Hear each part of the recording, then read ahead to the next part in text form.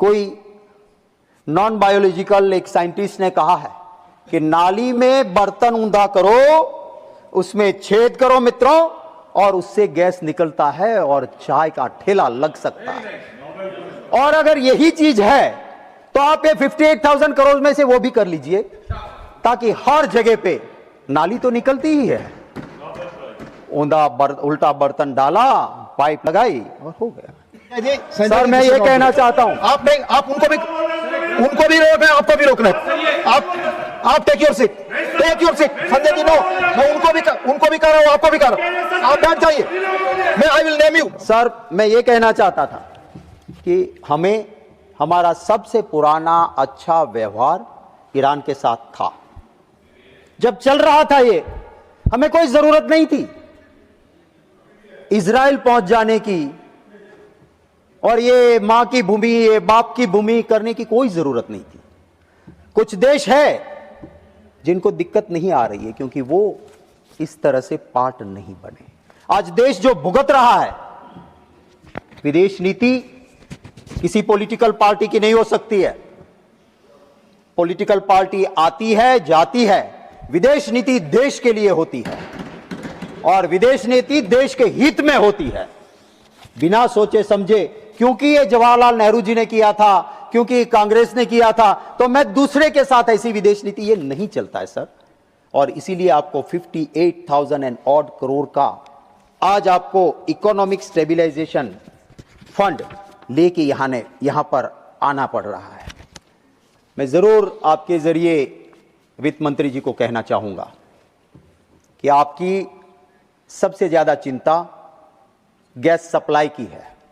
आपने 58,000 करोड़ रखा है, उसमें से एक प्रावधान आप ये भी कर लीजिए, क्योंकि कोई नॉन बायोलॉजिकल एक साइंटिस्ट ने कहा है कि नाली में बर्तन ऊंधा करो, उसमें छेद करो मित्रों, और उससे गैस निकलता है और चाय का ठेला लग सकता है। और अगर यही चीज है तो आप ये 58,000 करोड़ में से वो भी कर लीजिए, ताकि हर जगह पे नाली तो निकलती ही है, उल्टा बर्तन डाला, पाइप लगाई और हो गया। सर ये गैस की चिंता है सर। हमारे एक पक्षी को हमारे गुजरात में शाहमृग कहता है। जब कोई पीछे लगता है तो वो अपना सर रेत में डाल देता है, वो मानता है कि मैं किसी को नहीं देखता हूं इसलिए कोई भी मुझे नहीं देखता है। ऐसी नीति सरकार ना करे। आप ये कहेंगे, मंत्री जी कहते हैं कि ये गलत कांग्रेस वाले बोल रहे हैं, गैस सप्लाई की कोई दिक्कत नहीं है। आइए मेरे साथ, मैं दूर रहूंगा, आपको अहमदाबाद से लेके हर जगह पे गैस सिलेंडर के लिए लोगों की लाइन दिखाऊंगा। क्या ये ऑपोजिशन की लगी हुई लाइन है? क्या इसकी एक क्वेश्चन जो प्रॉब्लम है आवाम का, उसका हम स्वीकार नहीं करेंगे तो उसका हल नहीं निकलेगा।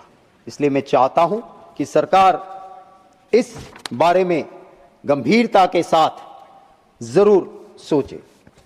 वित्त मंत्री जी जेएनयू में पड़ी हुई है, आम नागरिक की चिंता करने वाली, वहां से शिक्षा मिलती है, ऐसी यूनिवर्सिटी में ऐसे पड़ी हुई है। मैं उनकी मंशा पे डाउट नहीं करता हूं, पर और सभी डिपार्टमेंट जब आपके पास डिमांड लेके आते हैं, then you have a control on it. In a small state like Gujarat, I had handled finance department. हम पूछते थे उनको कि ये पब्लिक कंप्लेंट्स है, अथवा ये हाउस में चाहे ऑपोजिशन का एमएलए भी बोला था तो हम कहते थे कि विरोधी दल के नेता या ये एमएलए कह रहा था, आपके डिपार्टमेंट को ये ठीक करिए, क्योंकि आखिर में फाइनेंशियल कंट्रोल गवर्नमेंट में फाइनेंस डिपार्टमेंट का है और पूरी सरकार के फाइनेंस का कंट्रोल इस हाउस पे, ये दोनों लोकसभा और राज्यसभा के मेंबर्स हमारे हाथ में है। हम फाइनेंशियल अप्रूवल देते हैं और जब तक यहां से वहां वोटिंग होती है, यहां चर्चा होती है, हम सजेशन दे सकते हैं, ये हमारा अधिकार है। इसलिए मैं वित्त मंत्री जी इसको पॉजिटिव लेगी, मैं इसका एक सजेशन देना चाहता हूं।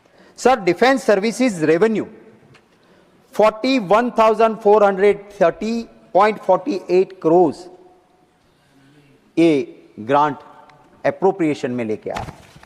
वित्त मंत्री जी, हम आपको पूरी तरह से समर्थन करते हैं। डिफेंस में जितना भी पैसा चाहिए आप लेके आइए, वी आर विथ यू, हम आपको सपोर्ट करते हैं।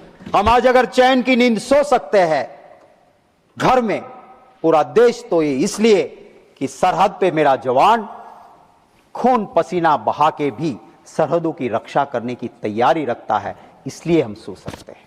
मुझे खुशी होती कि आप R&D में भी पैसा डिफेंस सर्विसेज में लेके आते। डिफेंस में आपने सिर्फ रेवेन्यू में बढ़ाया, रेवेन्यू के लिए आपकी एक्स्ट्रा डिमांड है। हमारे जो दुश्मन है, चाइना है, पाकिस्तान है, आप देखिएगा चाइना का रिसर्च एंड डेवलपमेंट, आप जीडीपी के साथ, क्योंकि उनका जीडीपी तो बहुत बड़ा है, उनके साथ मैं आपको ये नहीं कहता हूं, पर कम से कम उनका R&D का जो बजट है और हमारा बजट देखिए। मैं आपके जरिए वित्त मंत्री जी से कहना चाहता हूं, जब डिफेंस सर्विसेज में 41,430 करोड़ का आप रेवेन्यू में डिमांड लेके आए हो, तब मुझे आपसे कहना है कि आप ये भी पर्याप्त नहीं है। मैं डिफेंस कमेटी का मेंबर हूं, कमेटी की बातें यहां नहीं करूंगा, पर मैंने देखा है कि जो फोर्स में जगह खाली रहती है उसकी असर क्या होती है? उसकी असर होती है देश की सुरक्षा पे, सबसे ज्यादा असर होती है। मैं पॉलिटिकली ना मैंने, मेरी पार्टी ने कभी भी आतंकवाद या सेना के नाम पे राजनीति की है। हां, और कोई करते हैं तो करने दो, हमने नहीं की है। हमने हर वक्त सरकार को मदद की है। सर, पहलगांव में हमला हुआ, और जब सर पहलगांव में हमला हुआ उसके बाद एक फौज के एक ऐसे अफसर जिन्होंने RR सेक्टर में बहुत अच्छी तरह से सेवाएं कारगिल के वक्त दी थी, ऐसे जनरल GD बख्शी साहब ने कहा आक्रोश के साथ पहलगांव के हमले के बाद कि ये वही RR सेक्टर है जहां मैंने सेवा दी थी। आतंकवादी हमला हुआ, इसकी वजह कोई है तो यह है कि RR सेक्टर में मैं जब था तब एक सेक्टर में मेरे पास जितनी सेना थी, आज उतनी सेना में 2 सेक्टर उनको देखना पड़ रहा है, उतनी ही सेना से 2 सेक्टर। और जब ऐसा होगा तो आतंकवादी को घुसने का रास्ता जरूर मिलेगा। ये मेरे लफ्ज नहीं है, मेरे पास उनका वीडियो है। वो इस देश के एक जांबाज अफसर जिसने सरहद पे लड़ाई लड़ी है, उनकी ये चिंता है। पाकिस्तान के साथ युद्ध चल रहा था, फौज ने कहा कि कंड्यूसिव एटमॉस्फेयर नहीं है। उसको पूछा गया कि क्या बादल है? फौज ने कहा बादल भी है। कंड्यूसिव आई डोंट नो, समझाया नहीं, समझ में आया। बादल है तो कोई बात नहीं, जाने दो, बादल में दिखेगा नहीं। सर, सिंथेटिक एपरेटिव रडार, SAR कहते हैं। Now latest SAR is available. कितने भी घने बादल हो, रडार में वो देखा जाता है। सर, हमारे पास भी ऐसे रडार है, पाकिस्तान के भी पास ऐसे रडार है, और इसलिए फौज ने कहा था, बोले नहीं बादल है, जाने दो। हुआ क्या सर? हमारा एयरक्राफ्ट गिरा दिया। अभिनव नाम का हमारा पायलट पाकिस्तान ने पकड़ लिया, और फिर दुनिया के सामने बड़ा दिल दिखाते हुए हमारे पायलट को वापस किया।